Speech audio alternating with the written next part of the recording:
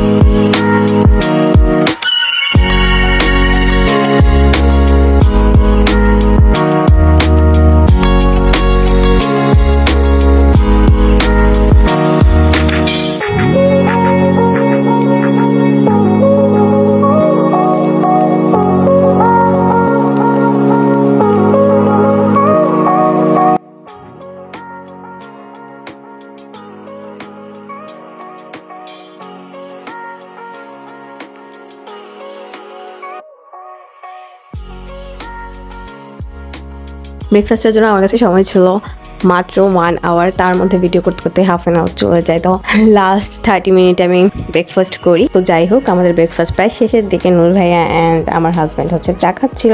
And বাইরের ওয়েদারটা এত জোস লাগতেছিল, একদম গুড়ি গুড়ি বৃষ্টি পড়ছিল এন্ড এত বাতাস। আই নো ক্যামেরাতে বোঝা যাচ্ছে না, বাট আমি তো জাস্ট বাইরের দিকে অনেকক্ষণ তাকিয়েছিলাম। অনেক সুন্দর লাগছিল ভিউটা, আপনাদেরকে বলতে বোঝাতে পারবো না এন্ড ক্যামেরাতে বোঝাও যাচ্ছে না। তো যাই হোক, আমাদের ব্রেকফাস্ট শেষে আমরা রুমে চলে আসি, কারণ 12টায় আমাদের চেক আউট ছিল। রুমে সবকিছু অগোছালো ছিল, তো সবকিছু গোছানোর একটা ব্যাপার আছে। সো রুমে যে আমরা কিছুক্ষণ রেস্ট নেই এন্ড মোস্ট